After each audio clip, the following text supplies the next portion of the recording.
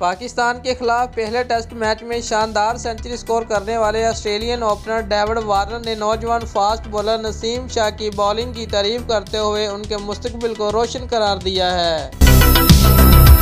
David Warner ने पाकिस्तान के खिलाफ ब्रिस्बेन में जारी पहले टेस्ट मैच में 154 रन की शानदार इनिंग खेलकर मैच में अपनी टीम को मजबूत मुकाम तक पहुंचाने में अहम किरदार अदा किया। मैच के दूसरे दिन नसीम शाह ने 56 के इनफरादी स्कोर पर डेविड वार्नर की विकेट हासिल कर ली थी, लेकिन थर्ड अंपायर ने उस गेंद को नो बॉल करार दे दिया। बाएं हाथ के बल्लेबाज ने उस मौका से फायदा उठाते हुए कैरियर की 22वीं सेंचुरी मुकम्मल की। अलबत्ता मैच के तीसरे दिन नसीम शाह ने 154 रन बनाने वाले क्रिकेटर को आउट करके टेस्ट क्रिकेट में अपनी पहली विकेट हासिल की। ब्रिस्बेन टेस्ट की पहली इनिंग में नसीम शाह अच्छी बॉलिंग के बावजूद सिर्फ एक विकेट लेने में कामयाब हुए, लेकिन उसके बावजूद वो वार्नर को मुतासर करने में कामयाब रहे।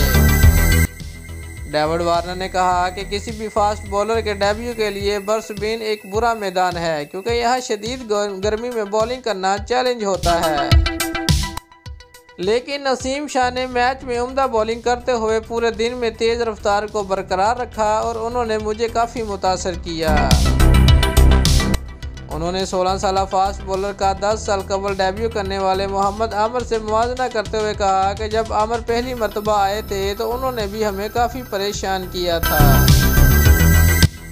वो एक वर्ल्ड क्लास बॉलर थे। अगर इस वक्त भी वो पाकिस्तान टीम का हिस्सा होते तो पाकिस्तान टीम का बॉलिंग अटैक काफ़ी अच्छा होता। दोस्तों, अगर आपको हमारी ये वीडियो पसंद आई है तो लाइक ज़रूर करें। शुक्रिया।